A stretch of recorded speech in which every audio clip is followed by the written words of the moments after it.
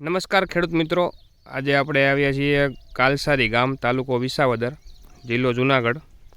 આ મધુભાઈ વઘાસિયાની વાડી છે. ભાઈએ ગિરનાર 4 મગફળીનું વાવેતર કર્યું છે ને આમાં એક પ્રોડક્ટનો ઉપયોગ કર્યો છે.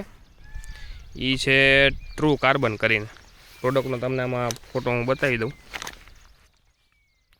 આ ટ્રુ કાર્બનનો ઉપયોગ કર્યો છે. આ મગફળી છે. હવે મધુભાઈ આપણે શું ફરક દેખાણો, તમે કયો ભાઈ ખેડૂત મિત્રોને એટલે ખ્યાલ આવે. કાર્બન દવા ખાતર છાંટ્યા પછી મગફળી પીળાશથી દૂર થઈ ગઈ.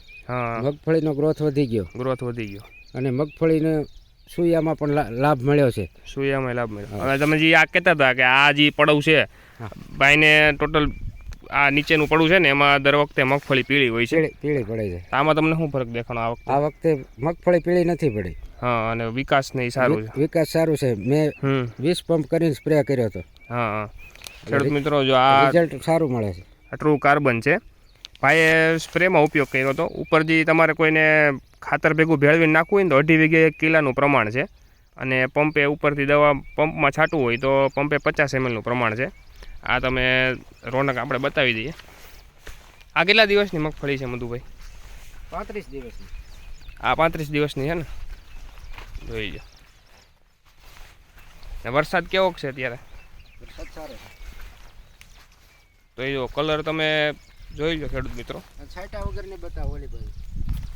નીચેમાં સાઈટા વગરની. હા, આ નીચેનું પડવું છે ને એમાં સાઈટા વગરનું છે. ટ્રુ કાર્બન એમાં નથી વાપર્યું.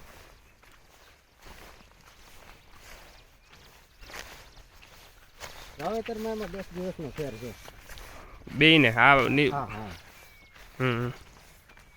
બે મગફળીના વાવેતરમાં 10 દિવસનો ફેર છે. આ જોઈ લો. આ જે મોટી મગફળી છે એ આમાં વાપરું નથી. એમાં અત્યારે પીળાશ છે ને ભાઈને અત્યારે આ વાપરવું જ છે, છંટકાવ કરવો જ છે આનો.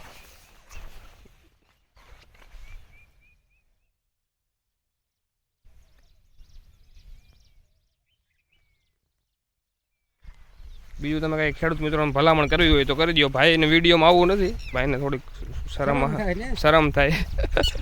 કાંઈ વાંધો નહીં, જોઈ લ્યો તમે. આ મગફળી આમાં ભાઈ વાપરું નથી. અને ઉપરનામાં જે છે ઉપરની એ એકદમ લીલી છે, એમાં ભાઈ વાપરું કલર આવી જાય.